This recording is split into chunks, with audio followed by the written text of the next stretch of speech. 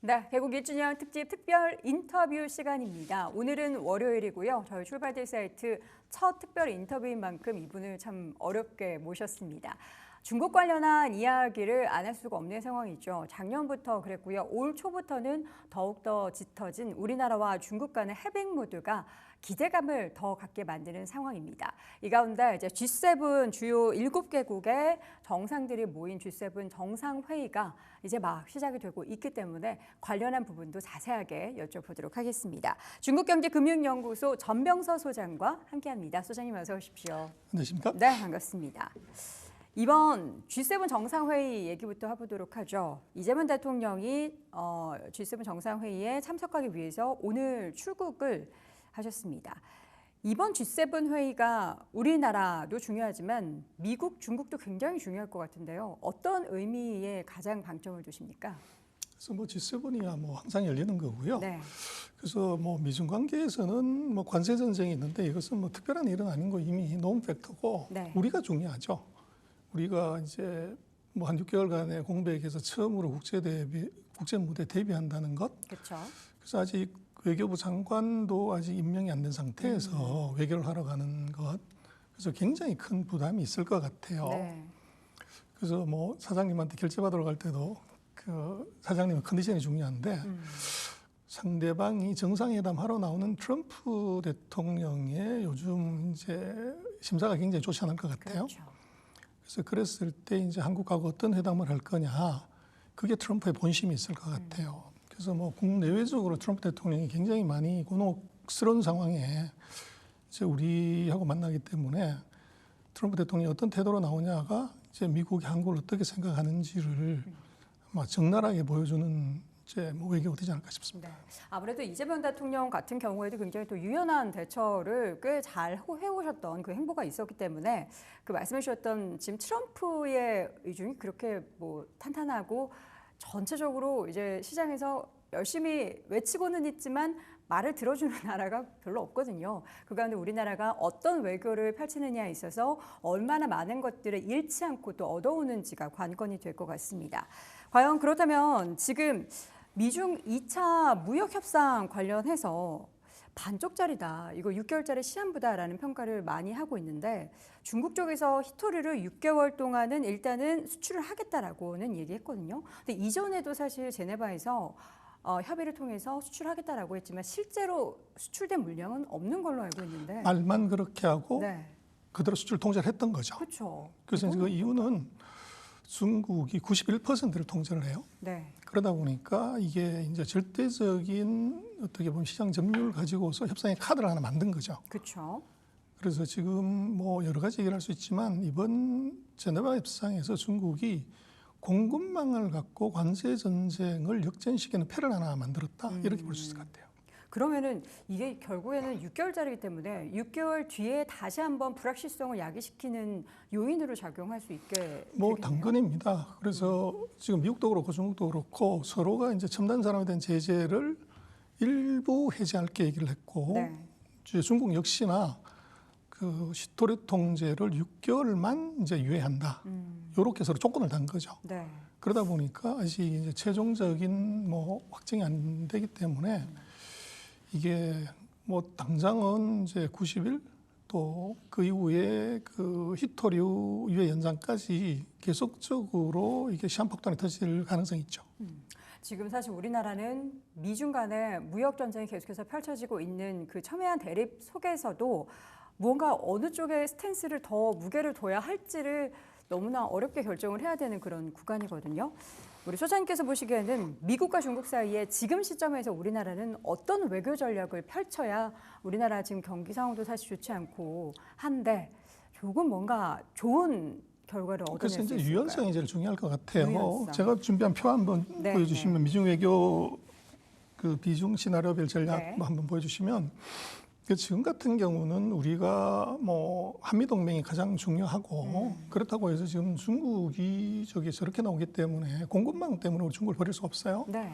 그래서 여차 잘못하면은 이게 이제 그 미국의 입장에서 중국에 편향됐다는 느낌을 줄 수가 있고 또 반대로는 이제 또 중국의 보복이 뭐 예상될 수 있기 때문에 지금 네. 스탠스는 아마 8대2 정도, 미국 8, 중국 2 정도 뭐 이런 정도로 가고 상황을 봐가면서 그걸 7대3, 뭐 6대4, 5대5로 이렇게 바꿔가는 전략이 중요할 것 같아요. 네. 그래서 지금 뭐 최근 4년 동안 우리가 스탠스를 가치 동맹으로 왔는데 그걸 하루아침에 뒤집는다 이건 외교에서 맞지 않아요. 네.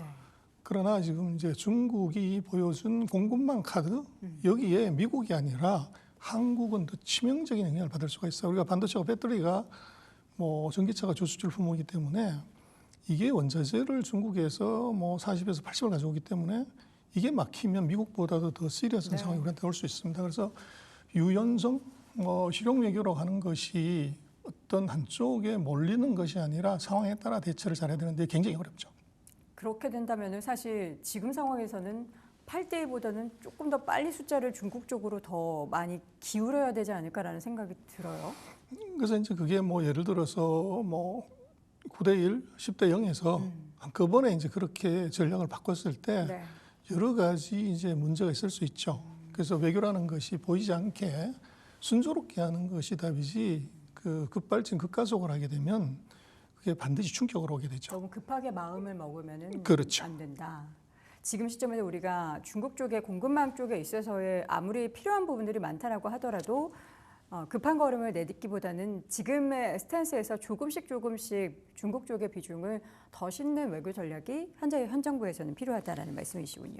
그럼 이제 중국 관련해서는 사실 우리가 사드 그때 보복 이후로 너무나도 수출에 대한 부분들이 많이 어려워졌잖아요. 그 상황 속에서 과연 이번에 이렇게 좀 해빈 무드가 나타나면서 대중 무역 적자의 규모가 줄어들 만한 환경이 좀 마련될 수 있을까요? 그래서 한국은 뭐 대중 무역 적자는 지금은 반도체 가격에 달려 있어요. 그래서 철강화학, 조선기계, 뭐 이쪽 자동차는 이미 우리가 무슨 반중 정서나 한중 관계 때문이보다는 한국의 경쟁력 때문에 이미 퇴출을 했거나 이제 이런 문제가 있고 그 지금 뭐 차트에 나오고 있습니다만은 그 파란 색깔이 이제 한중 간의 관계를 나타내는 것이고 빨간 네. 색깔이 무역 적자인데 무역 적자가 나면서 이제 한중 관계 악화가 이루어지는 그런 상황이고요. 근데 우리 같은 경우는 뭐 최대 수출 품목인 반도체 그 62%가 중국으로 가게 돼 있어요. 네. 그래서 이 가격이 한 10%나 20% 올라버리면 바로 흑자가 날 수 있는 구조고 지금 뭐 천만다행이지만 최근에 반도체 가격이 올라가고 있어요. 근데 그게 중국의 이구안신 정책 때문에 반도체 수요가 늘어서 그렇습니다. 네. 그래서 뭐 반도체 달려 있다. 우리 지금 대중국자는 뭐 일단 그렇게 봐야 될 것 같아요. 사실 우리가 반도체 얘기를 하면은 그 수출에 대한 이야기를 할 때는 최근에는 미국 쪽 이야기를 훨씬 더 많이 했습니다. 어디에 뭐 HBM을 수출하느냐 마느냐에 따라서 실적과 주가의 흐름이 엇갈리고 하는 국내 기업들의 모습이 있었는데 그러면 앞으로는 이제 미국뿐만 아니라 중국 쪽으로의 우리가 반도체 관련한 수출에 대한 비중이 더 늘어날 거라고 생각을 하십니까? 그래서 그거는요. 지금 우리가 HBM은 이제 고부가 제품이고 전체 D램 매출액에서 뭐 20%, 30% 이제 그 이하인데 70% 범용이 가격이 떨어져서 문제가 된 거고 그렇죠. 최근에 삼성전자로 외국인에 왜 사냐는 것이 뭐 이제 저평가됐다는 것도 있지만 범용 제품의 가격이 올라갔을 때 최대 수혜자는 삼성전자예요. 그렇죠. 그래서 아직은 이제 뭐 첨단 CPU 뭐 얘기를 하지만 그 레가시 제품이라고 하는 것의 비중이 73% 가까이 됩니다. 근데 이것이 가격이 계속 떨어지다가 이게 지금 반등하는 거기 때문에 네. 거기에 이제 최대 수혜자가 삼성이 될 수가 있는 거죠. 그래서 뭐 이제 항상 그렇지만 새로운 기술이 나왔을 때 돈은 거기에 혹하게 돼요. 그러나 돈은 어디서 버냐 그러면 첨단 쪽보다는 기존에 있는 쪽에서 벌게 되는데 첨단이 나오면 기존이 밀리게 되는 그런 현상이 나타나죠.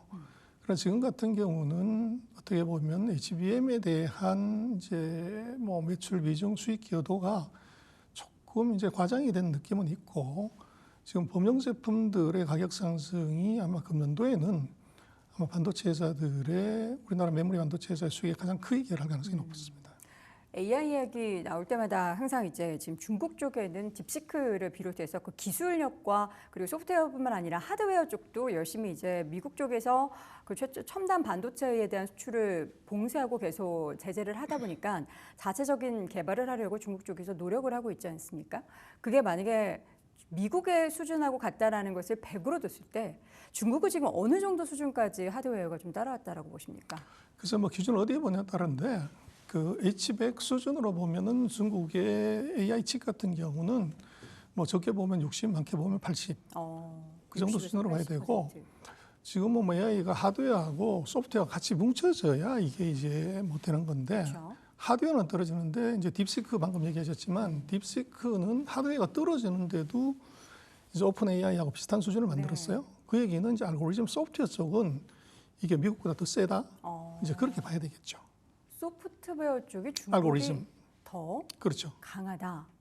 와, 그렇게 따지면 사실 최근에 미국에서 그 소프트웨어 관련한 기업들에 있어서의 기대감을 굉장히 많이 갖는데 이전에도 사실 하드웨어 쪽에 중국 관련한 기업들이 작년부터 시작해서 우후죽순으로 주가가 올라가고 기대감을 많이 갖지 않았습니까?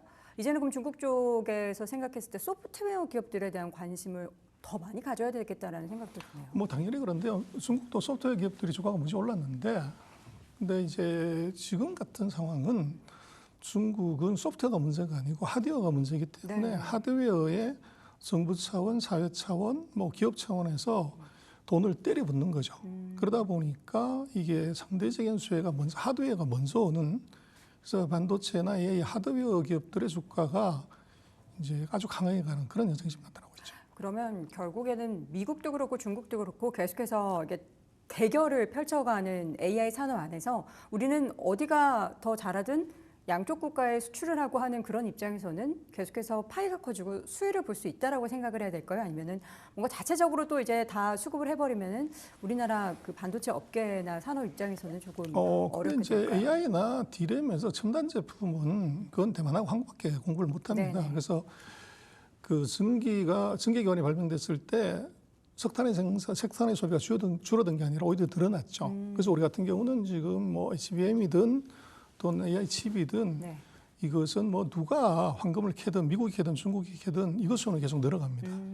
그래서 이제 우리로 보면 우리 반도체 기업들에 대한 평가가 너무 이제 우리가 낮게 보는 경향이 있죠. 그래서 HBM은 지금 90% 이상을 한국이 공급하는데 네. 그리고 뭐 TSMC 얘기를 하지만 대만은 D램을 못 만들어요. 네. 그리고 미국은 이게 AI 칩을 생산을 못 한다고요. 중국은 둘 다 못하고 그래서 그렇게 놓고 보면 최근에 이제 한국의 반도체 주식에 대한 외국인들의 선호도가 갑자기 높아지는 것도 네. 그런 것에 제인식이 있다. 그래서 뭐 모든 걸 다 잘하는 거는 없습니다. 미국도 하드웨어를 못하고 중국은 소프트웨어를 못하고 대만은 D램을 못하고 그래서 우리는 우리가 가진 장점을 잘 이제 극대화하는 것이 지금 시대에 맞는 것이지 왜 AI를 못하냐, 왜 이제 AI 칩을 못 만드냐. 그걸 갖고 한국 반도체 산업을 보는 것은 좀 잘못된 시각입니다. 지금 현재 반도체, 특히 우리나라 K 반도체 쪽에 있어서의 기업이 오히려 저평가된 그런 상황이라서 그런 상황 속에서 외국인의 수급이 또 유입되는 것은 당연한 그런 현상이고 그들이 사는 것에 있어서도 우리가 좀 의미를 다시 한번 부여해 볼 필요가 있을 것 같습니다. 중국과 우리나라의 해빙부도 이야기 계속해서 말씀드리고 있는데 한한령에 대한 해제 기대감이 굉장히 크다라는 이야기 올 초부터 나오고 있습니다. 지금 우리나라에서는 대표적으로 이제 중국향 관련한 뭐 엔터 기업이라든지 게임 기업이라든지 화장품 관련한 기업들에 있어서의 주가 퍼포먼스가 굉장히 많이 늘어나고 있는데 이게 한한령 해제를 사실 중국 입장에서는 한한령을 공식적으로 한 적도 없지 않습니까? 그들이 이야기하는 측면에 있어서는 그러면 이거를 공식적으로 해제하겠다라고 이야기도 안 하겠네요. 그렇죠. 그래서 이제 그게 중국의 수법이기도 한데 네. 뭐 그 한한령은 항상 그랬지만 이게 한중 관계 분위기에 이렇게 빌드업을 하는 것이지 뭐 우리가 중국에 한 1,300억 불 이상의 수출을 하는데 거기서 한한령 제품이 얼마나 되냐? 네. 얼마 되지 않아요. 근데 이것이 분위기 메이킹에는 굉장히 중요하기 때문에 아마 가을에 그 시진핑의 한국 방문 이전에 네. 관련되는 것에 대한 완벽한 해제는 아니더라도 거기에 상당 부분을 풀어서 분위기를 좋게 하는 것 이건 분명히 있을 수가 있고 그러나 근본적인 것은 제가 볼 때는 중국은 지금 체제 안정이 가장 중요하기 때문에 한국처럼 광장 문화가 이 촛불로 정권도 바꿀 수 있는 그런 나라의 이제 문화나 컬처를 아무 제한 없이 그대로 다 받아준다. 이럴 가능성은 상당히 낮다고 봐야 될 것 같아요. 네. 자, 오늘 시점에서 지금 궁금한 게 우리나라의 이제 중국의 시주석을 비롯해서 누군가 와야지만 그 해빙부대가 확실하게 좀 풀린다라고 생각이 될 텐데 지금 예정돼 있는 날짜는 없지만 올 것이다라는 기대감은 있거든요. 오겠죠? 뭐 두서너 번 이미 간접적으로 확인을 했기 네. 때문에 당연히 올 것 같고요. 또 지금 같은 경우는 미국과의 전쟁 중이기 때문에 한국을 자기 편으로 끌어들이고 싶은 생각이 이제 지금 있고 네. 또 어떻게 보면은 지금 중동 정세가 불안하고 미국이 이제 그렇기 때문에 미국의 중요한 우방들 중에서 가장 중요한 나라 중에 하나가 한국이기 때문에 뭐 한국의 방문은 중국의 전략적인 차원에서는 굉장히 중요한 의미가 있기 때문에 올 거라고 봅니다. 와서 무엇을 가장 의미 깊게 남겨두고 갈까요? 그래서 그것은 조금 더 두고 봐야 되는데요. 네. 그 정상회담에서 뭐 십몇 년 만에 와서 뭔가를 얘기하기보다는 아이스 브레이킹 하는 것, 그냥 왔다라는 것 자체에 그렇죠. 그 자체가 의미가 있고 그걸 하기 위한 사전 정지 작업에서 이제 분위기를 좋게 만드는 데서 아마 수혜주도 나오고 또 비즈니스가 될 가능성이 높고 네. 또 이제 그 후속 조치가 있게 되죠, 항상. 그래서 뭐 정상회담은 항상 추상적으로 하는 것이고 네. 후속 조치에서 실질적인 산업 영역이나 또 뭐 이제 협력 같은 부분이 나오게 되죠. 그걸 잘 봐야 되죠. 우리나라도 중국에게, 중국도 우리나라에게 다양한 요청들과 뭐 수용과 뭐 이런 것들이 발생을 할 텐데 뭐 외교적인 측면, 경제나 무역, 뭐 문화나 인적 교류 다양한 측면에 있어서 다양한 이야기들이 오고 갈 겁니다. 아직까지 시일은 정해지지 않았지만 곧 무언가 이루어질 것 같다라는 생각은 들기는 한데 이 가운데 있어서 뭐 이렇게 시 주석이 방한을 하게 된다면 우리나라 산업계에서도 가만히 있지는 않을 것 같거든요. 굉장히 빠르게 뭔가 같은 자리에 앉기 위해서 노력을 할 것 같은데 근데 또 과거와는 좀 달라진 부분이 있기 때문에 우리가 좀 새 판을 좀 잘 짜야 될 것 같거든요. 이게 어떤 컨셉으로 우리나라는 새 판을 이렇게 짜야 될까요? 그래서 첫 번째는 이제 우리가 우위를 갖는 것이 K컬처잖아요. 네. 그래서 컬처 쪽에서 우리가 중국에 파는 것들을 생각해 보는 게 중요하고 아마도 새 정부의 첫 번째 뭐 한중 관계에서 아이스 브레이킹은 이제 비자 면제가 될 것 같아요. 비자 면제. 그래서 중국 관광객들의 한국에 이제 진입, 이게 뭐 마중물이 될 가능성이 높고 네. 두 번째는 이제 중국이 한국을 보는 시각이 바뀐 것 같아요. 그래서 자기네들의 OEM을 주는 이제 국가라는 측면에서가 아니라 이제는 한국이 중고급 소비를 할 수 있는 나라. 그래서 지금 보면 전기차라든지 뭐 최근에 보면은 많은 이제 세트 제품들이 한국에 들어오고 있죠. 네. 그래서 한국을 이제 시장으로 보기 시작을 했다. 이제 이렇게 볼 수가 있고 네. 우리로서는 이제 중국이 이제는 소비 중심 성장을 하겠다는 걸 증명을 했기 때문에 역으로 우리는 지금까지 중국의 제조 제품, 중간 제품을 파는 것에서 이게 소비재를 어떻게 팔래? 그거를 이제 관광객을 업어치기 위해서 다시 갈 수도 있고 지금 테무나 알리 같은 그런 이제 플랫폼을 이용해서 들어갈 수도 있고 네.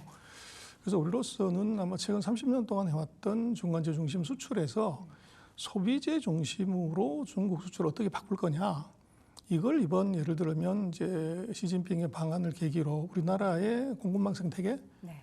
이제 공급망을 재설계하는 데다가 포커스를 하고 그때 이제 거기에 필요한 장애 요인이나 애로 요인들을 정상회담 때 이제 얘기를 하게 되면 쉽게 해결할 수가 있죠. 기대가 저는 굉장히 많이 됩니다. 사실 중국 입장에서도 여러 가지 이제 미국을 지금 대적하고 있는 상황에서 우군이 필요한데 우리나라가 또 강력한 우군이 될 수 있다라는 생각을 분명히 할 것 같고요. 그 사이에 이제 시 주석이 방한이라고 관련한 내용들이 올 하반기에는 뭔가 좀 적극적으로 그리고 산업적으로 풀리는 부분들이 있지 않을까라는 생각이 듭니다. 자, 마지막으로 우리 또 소장님의 국내 증시에 대한 관점을 한번 여쭤보고 싶습니다. 이재명 행정부 들어서면서 이제 거의 3,000 포인트까지는 뭐 목전에 두고 있는데 5,000포인트 이야기까지 하고 있습니다. 코스피 5,000 이렇게 이야기하고 있는 것에 대해서 어떻게 기대를 좀 하십니까? 그래서 이제 뭐 어느 정도든 들어서서 이제 증시 목표치를 얘기하는데요. 네. 그건 기대 섞인 희망이고 달성하냐 못하냐는 이제 실행의 영역이죠.